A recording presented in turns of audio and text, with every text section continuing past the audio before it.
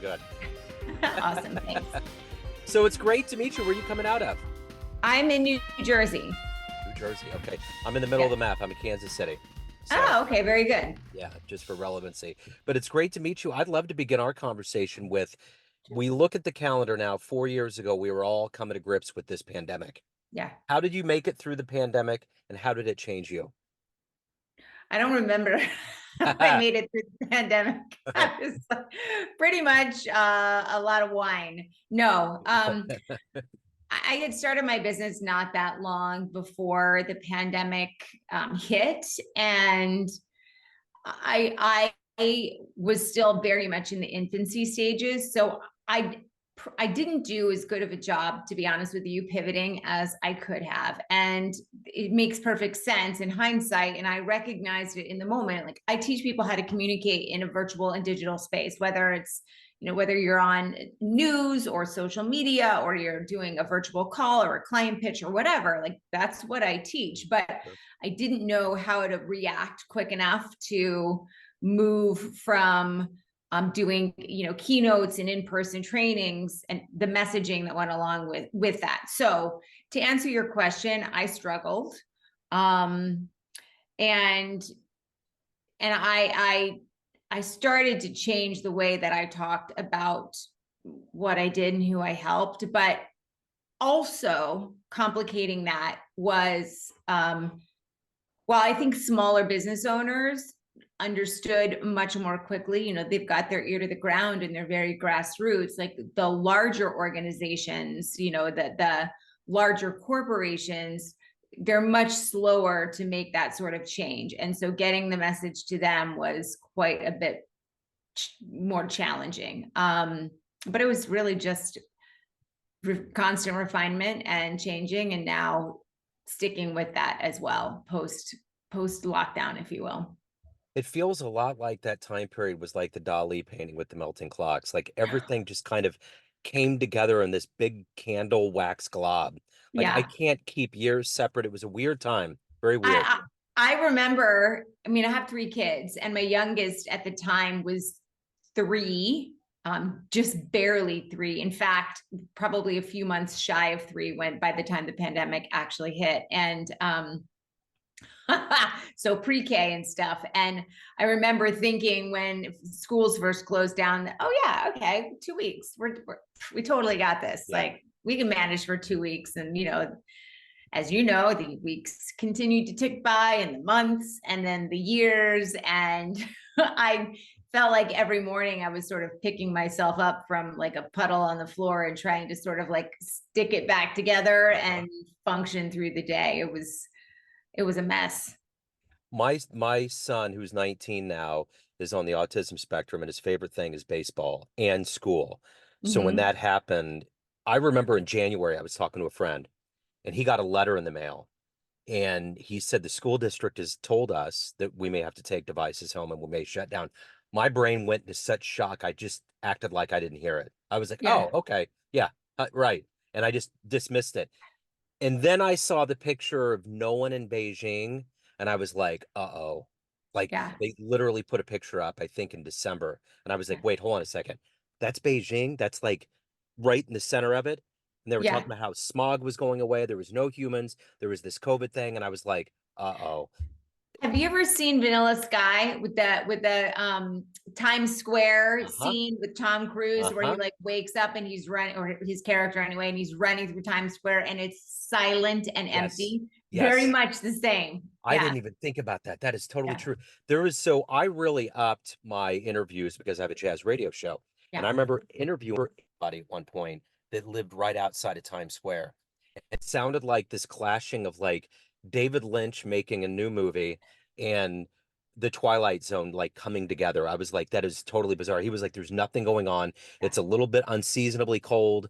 Nothing's happening. And I was like, Yeah. wow, this It, it's it, crazy. it, it was crazy. And I remember, so we have some really good friends that live on the Upper West Side. In fact, I know her from when we both worked at NBC, the news organization. She's a producer at the Today Show. And I would occasionally go in to visit her. They were part of our, our COVID pod, if you will. And the only sounds that you would ever hear were in the evening, everybody would go out on their balcony, Uh-huh. or if they had an outdoor space, and they would like cheer or be like bang pots and pans as in a show of solidarity with like nurses and doctors and those like emergency workers, et cetera. And um it was silent except for that interruption, and it Yeah. lasted a while. Sometimes it would go on for 15 minutes, I think, certainly to, you know, honor and recognize those sort of unsung heroes, but also because it was the first noise anybody had heard and Yeah. the first time we had seen our neighbors, because they may live 10 feet away from us, but we weren't poking our heads in their apartments for sure. Yeah. There was It's a crazy. It was crazy. There was a musician in Spain that we were interviewing, and there was all this noise. He was like, "I'm sorry, we're cheering on all of the medical personnel." I said, "Put Yeah. the phone out there. This is Yeah. the time for sounds that we just will never hear again." So Mm-hmm. it was pretty inspiring. That's So smart. yeah, it was fun. So let me ask you this real quick. Yeah. Here in 2024, if I put you in front of a bunch of third graders at career day, and one of the kids says, "Hey, what do you do for a living?" How do you answer that child? I say, you know how your parents are like really bad with things like TikTok and Instagram and going on camera and they sound really boring and embarrassing? I'll make them sound cool. You make it sound they're gonna love you. Yeah. So, what did you want to be in the third grade? A veterinarian. Okay. What Yeah. did you pursue it at all? Oh yeah, I Okay. did. So I I was very, very shy. I still am shy, very introverted. I still am introverted. I loved animals. I was good at science. Of course, in third grade, science is quite different than organic chemistry, which is ultimately what shut down my veterinarian aspirations. Yeah. But I always thought I was going to be a vet, and that's what I went to college for. I did that for about a semester and a half. Maybe it was, no, excuse me, 2.5 semesters. And organic chemistry was not, I was having no part of it, and it didn't want me either. So I took some time off, um, wanted to re-enroll. Obviously, I had no idea what I was going to do, because I hadn't even considered doing anything other than being a vet. Like that was Yeah. always my life plan. There was no deviation ever. And so I re-enrolled in a communications program because, you know, organic chem, right? I needed to graduate, and it was very broad.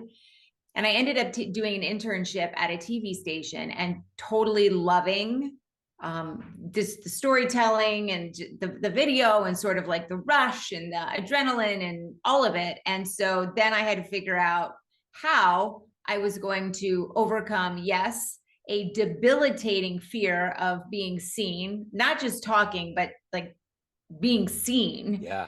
and not just overcome the fear, but also get to the point where I was good enough that somebody would pay me to do it. And so that started this sort of journey, if you will, that ultimately ended up with me being very successful at it. I was a network news anchor for, you know, I was on TV for 20 years. I got some Emmys and other Oh, yeah. awards under my belt from my on-camera work. And then when I left that business in 2019, I launched my own thing, which is media training and public speaking coaching. So what made you get out of business? Was it something that you were like, there's gonna be a time and a place and I need to move on? Was that kind of the shtick? No, actually. So it is a long story, and I'll try and give you the abridged version. But when I started in the news industry, it was the year 2000. And really at that point, the internet had finally sort of, I don't want to say come into its own, because it's certainly grown since then, but it became a household Yeah. thing that we Uh-huh. were using on the regular. And news media was very sloppy getting their arms around like how to use the internet to promote their shows, et cetera, et cetera. And that sloppiness, it extended to social media when social media eventually became a thing. And so ever since the introduction of the web is really what started this, the news industry has been an industry in a state of contraction. You know, the audience is very fractured. People are no longer watching. You know, I did a talk at a high school for a friend of mine who teaches there, who teaches broadcast, and none of the students had even heard of the Today Show. And so that gives you an idea of how much the audience is hemorrhaging, if you will. So anyway, to make this long story short, the industry has been in a state of contraction. I grew very frustrated with the lack of context, which has always been an issue in TV news. You have a very finite period of time. And I became increasingly frustrated with that. And I would say it was probably about 7 years into my career when I was like, this just isn't for me any longer. Like I love morning TV. I loathe getting up at midnight to go into work. Like that became more difficult, especially with the third kid. And it seemed like every time that I really considered leaving, something bigger came along. You know, I was anchoring in Salt Lake City, and then like an opportunity in Philadelphia came along, which is a huge market jump for audience who may not be familiar with that.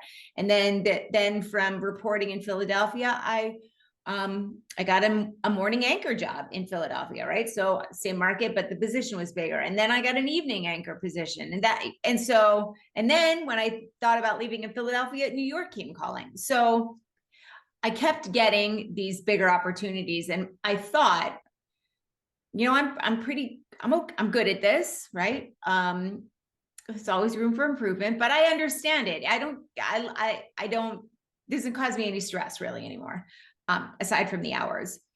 And I didn't really have a plan. So I just kept thinking like, well, maybe some more money will help me feel better about it. Or maybe a change of pace. How cool is it going to be to like, you know, walk down Fifth Avenue in New York City and like go into 30 Rock as my, like, that's where I work. How cool is that? But that only lasts so long. And then finally, when my contract was up, I was like, it's either I extend this pain for another 4 years and sign another contract, or I jump out and I figure out what's coming next. And so I jumped out very last minute. I didn't have any sort of runway, meaning I had no idea what I was going to do. And I just sort of like pieced it together. You know, I thought I was going to go into PR because that's what so many former newsies do. And I was in the course of like networking with people I know who work in that industry, and they were all like, you're ridiculous. Don't work for somebody else. Start your own thing. Sure. And really, that's about as much thought as I put into starting a business, which is probably good. Otherwise, I would have never done it. Yeah, right. Yeah, absolutely. So who's been a hero for you? Who's been kind of an inspiration for you? Oh my gosh. In the industry or just in general? Probably in general, just the fuel for you in your career and to do what you do. Yeah, I would say, honestly, this sounds really silly, but because I was so shy and so introverted, and the news business is so insanely competitive, everybody poo-pooed it. Like, you're not going to do it. Even my parents were like, that's ridiculous. And so I would say, like early in my career, in fact, I just did a post on LinkedIn about this today. Like early in my career, it was really my own internal drive that was my champion. I mean, I certainly had doubts, but they were just amplified by everybody around me. So I really had to just learn to tune them out and say, like, you know, whatever. None of your opinions matter. Are you doing this thing? No, then you don't get a say. So, but it was very hard to do that. Somehow I managed. I think it would be harder today to have to do that, probably because there's more on the line. But anyway, so getting into the business was really myself. I would say during the course of my time in the news industry, and I know you said general, but I would be remiss not to mention one of the anchors I worked with in Philadelphia who taught me that it wasn't about being like having a perfect read on the news or having like the perfect look all the time, but really about like connecting with the audience. That's how you grow fans, and that's how you create loyalty, and that's why people tune in every day, especially on morning TV, which is very like habitual and very the audience tend to feel very close to the people who are delivering their news, probably because we're all friggin' tired and like don't want to be up at the crack of dawn or before that. So he really taught me about the concept of, we didn't call it authenticity back then, the way that we do now, throw the word around, you know, and swing a dead cat and you hit the word 12 times, but that's what it was. And then I would say in my business, Really, the biggest source of inspiration has probably been my business coach. Because I really struggled when I started. I didn't know any of the language. None of it. Like somebody would ask me how I was going to scale, and I'd be like, "Hold on, I don't know what that word means. Right. Google, what does scale mean?" Uh-huh. And so without her guidance, I would be in a probably wouldn't be here talking to you. Right. So let me ask you this. In this Emmy award-winning career that you've had, Yeah. what was one of your favorite stories or favorite people that you would interview either? Maybe you did it once or it was a reoccurring. What was the thing that you look forward to the most, story-wise or interview-wise? I've interviewed a lot of big names like Bradley Cooper and Selena Gomez and Jennifer Lopez and some governors and former presidents and even a sitting president once. But out of all of that, I really think my favorite story series ever, and I don't have the award back here for this one. It's over on another shelf, but I went to Iraq and I covered the Gulf War, second one there. I was in Balad, which is an air base in Iraq. And at the time, my husband was Air Force. His squadron was over there. We did a huge series on the preparations for the deployment, leading up to it, following both officers and enlisted and their families. And then I was over there for 2.5 weeks, actually, in theater and part of like we went to a field hospital and we saw, the challenges there, and we did some supply runs up to Qatar and all sorts of stuff. And that will always be my favorite story ever. And it was not a recurring one. It was a very specific circumstance, obviously, that led to it. It was not anything political about the war. It was just the effects on the family and like what it takes to go. And that will have an indelible mark that it has left on me that will remain with me for the rest of my life. It's a very small percentage of humans on the planet that have that chance to Yeah. go into a war situation like that. So how have you taken, no matter how comfortable you got with being an anchor, you're still fueled by adrenaline all the time. It's a part of your DNA. How have you come down from that adrenaline high and spread it into your current life of Yeah. helping people? How is that translated?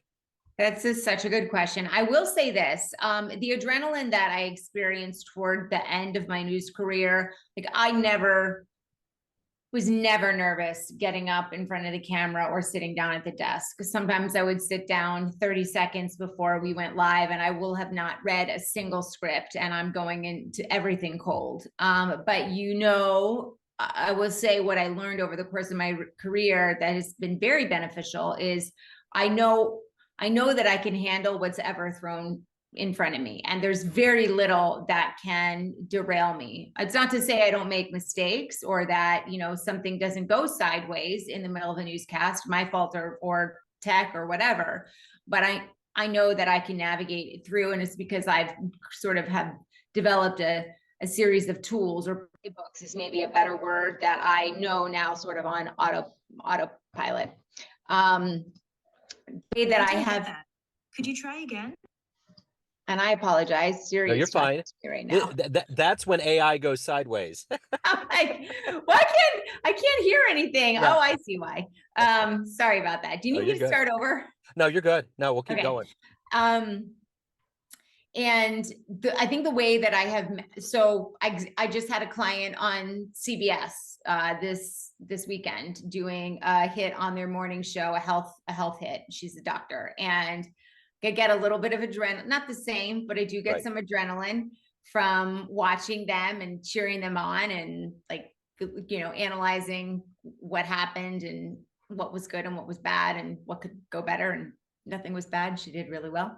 Yeah. And then I also think one of the things I love, and I love this from my time in the TV, is live video. Live video sends a lot of people into like, into the corner of the room, sort of like shaking like a leaf. I love it. I love it because it's interactive. I love it because it's authentic, to use sort of a bastardized word.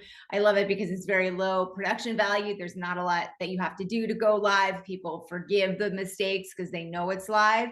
And I get that sense of adrenaline a little bit from that. Certainly it's not the same as like walking into a studio and seeing, you know, some big name sitting down at the couch for an interview, um but I do a live stream every Thursday morning at 10 a.m. Eastern on LinkedIn and Facebook and YouTube. I think it goes to as well. And I recreate a little bit of that there also.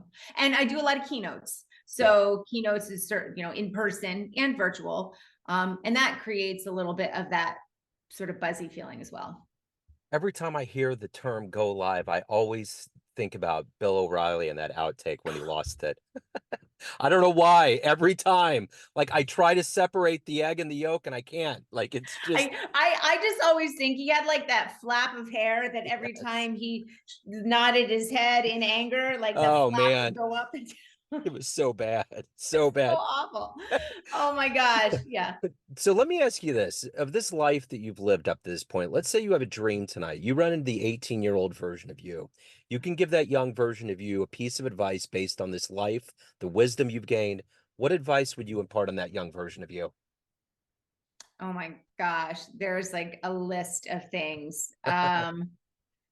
But ultimately, I would say that like all the fears that you have, you're going to realize them all, but they're all going to go your way. Like you have this fear and you are afraid of, you know, oh, there's a million things. I don't want your audience to feel like I need a therapist. But I do.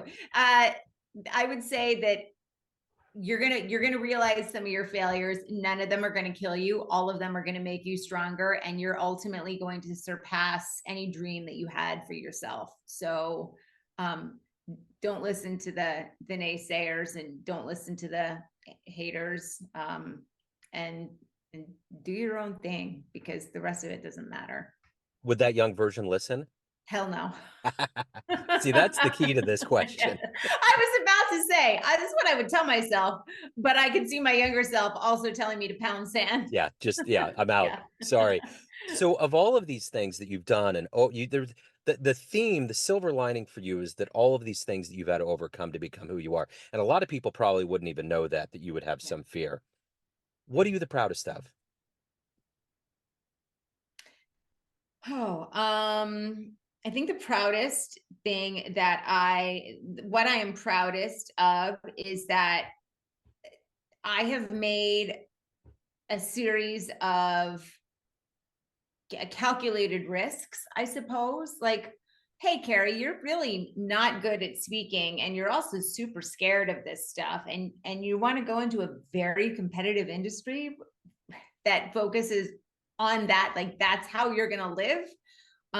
But I wanted it so bad that failure was just not an option. And I guess as I'm saying this story, I'm realizing to myself that what that ultimately is and what I probably am most proud of is my resilience, Yeah. my ability to take risk and turn whatever happened on the other side, good or bad, into some sort of resilient opportunity, you know, whatever is going to come out of that. And I would say the biggest challenge in terms of resiliency has been starting the business. And I don't know if it's actually because it's harder than doing the other stuff, or if it's just because I'm older and I now have 3 kids and I'm married and, you know, we've moved all over the country a bazillion times for our careers. And like, there's just not as much in the tank right now. Yeah. So I don't really know, or if it's just because, you know, there's more on the line. All Yeah. right. I've got kids and a husband now that depend on me. I mean, my husband works, he didn't depend on me, but you know what I'm saying? Yeah, sure. The decisions are not solely about my life and how things affect me any longer. So to answer your question in a very long-winded way, I think the thing I'm most proud of is my resiliency. And I also need to work on cultivating it more now than I ever have before. So everyone has an idea of who they think you are. Family, friends, clients, colleagues, but you run the show. What's your perception of you? Who do you think you are? Oh, See, This is the therapy hour. I was just gonna say, like, I've been going to my therapist every week for a year, and we're still trying to figure out that question. Right. Who do I think I am? I think I am someone who is a lot softer than I used to be. And what I mean by that is I've learned to change the way that I talk to myself. And so I've learned to change the way that I talk to, even inside about other people. And I've learned that I am much better at being someone's mentor and guidance and sort of coach in that aspect than I ever thought that I would be. And I'm also someone who has started to recognize that letting go of mistakes and things that hindered me perhaps in the past is a bigger key to my growth than I had ever realized, which is kind of sad because I'm old now. We're all getting it. Yeah. Yeah, I would say I'm like, for my clients, I'm their most honest coach and their biggest cheerleader. That's who I So am. that's the perfect way to segue. If anyone wants to hire you, reach out, learn more about what you're doing, where do they go? What's the best good business? The two places to go are my LinkedIn profile, in which you will find a bunch of links in my headline where you can book a call, you can grab some free resources, you can follow my content, which is, tips and tricks, and also some inspiration and motivation as well. Because if anybody is wanting to get in front of the camera for impact or visibility or sales, or even just to grow their confidence, like I have been in all those places and with all the fears. And I know that it works for growth. And so follow me on LinkedIn, and then you can also go to my website, which is kerrybarrett.com. And if you want to check out the free resources, it's kerrybarrett.com/resources. It's and easy. You'll find everything you need there. Yeah. Perfect. Very easy. Kerry, this has been wonderful. Thank you for your story. Thank you for all the anecdotes. This has been wonderful. I love it. Thank you, Joe. It was a pleasure talking with you. Thank you for inviting me. Absolutely.